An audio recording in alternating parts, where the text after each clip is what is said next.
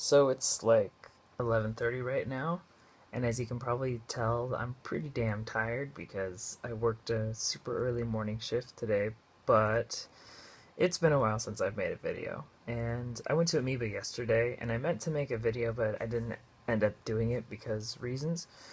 So I'm making one right now. Why not? It's been a while. Somebody came up to me and was like, "Why haven't you been making any more videos?" And I was like, "Wow, actually somebody watches my videos. Okay, I guess I should make more." So, you're welcome. Okay, so the first two albums I'm going to show off are actually stuff that I didn't get from Amoeba yesterday, but just two albums I picked up randomly. The first one is the Pixies. The Pixies' very first album, and then this is actually a special edition here because this is the first album, Sufer, Rosa, and it is also the very first EP before the official release of the album Surfer Rosa. That makes sense. Come On Pilgrim. So it's Come On Pilgrim and Surfer Rosa, all in one CD. And I first listened to the Pixies through Doolittle, which is one of their, probably if not their most popular album. And initially I was like, oh my god, I don't even know if I like this band at all. This is weird sounding stuff. But then I gradually got used to it and started collecting the albums after Doolittle. So Bossa Nova, Trompe la Mode, and Indie Cindy. But I didn't get this one, so it was $4. It wasn't even at Amoeba. This was at another random record store I popped into, and I picked it up, and I've listened to it pretty extensively, and I really, really, really like it. The song Vamos on here is awesome. One of the best guitar work I've ever heard. One of the best guitar work I've ever heard. I'm gonna let you think about that sentence, because that's not an actual sentence. That's not good English. Moving on. So tired. This is another punk band called The Wipers. This is a compilation, actually. This is a 3-disc set here. This is their first 3 albums in this big CD set. I had listened to the album Over the Edge, which has a song called Romeo on it that's very good. So after hearing that album, I figured I really do like this band and I want to get more into their stuff, so I bought this big old box set here. And not only does it have the first 3 albums, but it also has a bunch of outtakes, B-sides, just a bunch of extra goodies on here. So there's a lot of music in this guy here. So it'll be a fun purchase. And on to the Amoeba stuff. So the first thing I actually picked up from Amoeba, this is a classic album. This is a Stooges album, Iggy Pop and the Stooges. This is their album Raw Power. Now, I first heard about Iggy Pop from Guitar Hero 2 with their song Search and Destroy. I didn't really want to get this album initially. I don't know why. I liked Search and Destroy, but for whatever reason I just had no drive to get the album. But this was a long time ago, and so for whatever reason it just felt right to actually pick up this album because I got really into punk rock, and this guy is considered the godfather of punk. So decided to pick up the album, and it is really good. Actually, this is probably the only album I was listening to pretty extensively on the way home from Amoeba.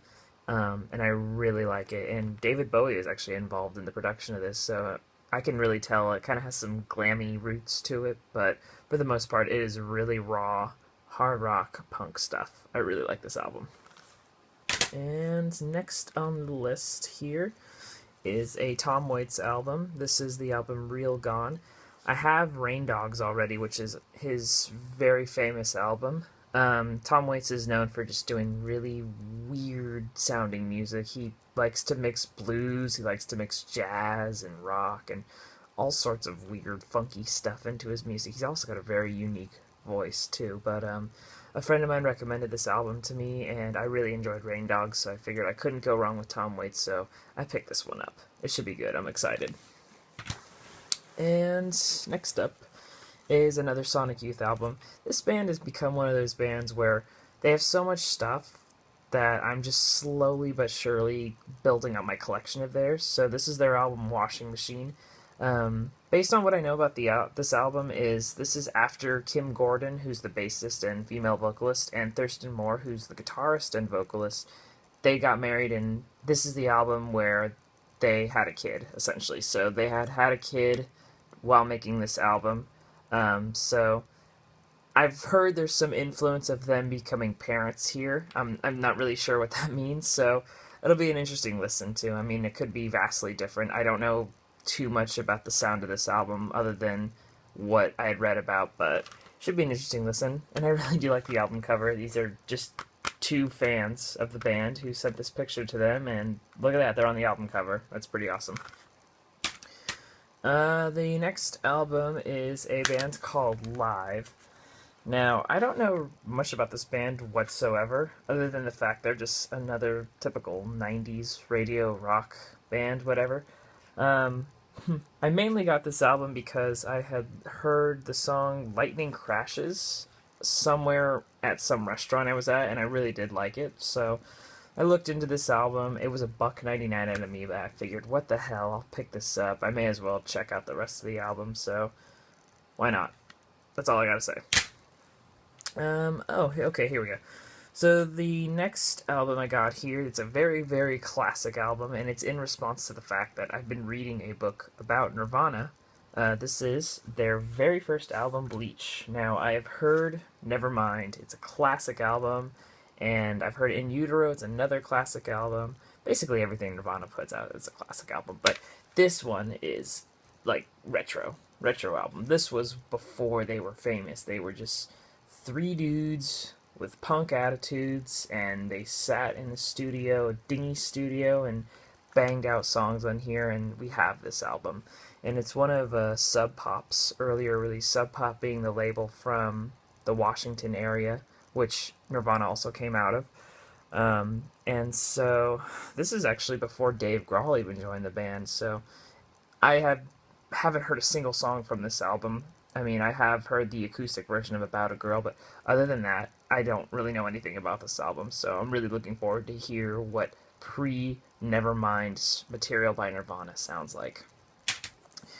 And last but certainly not least, speaking of Nirvana, this is a band called Mudhoney.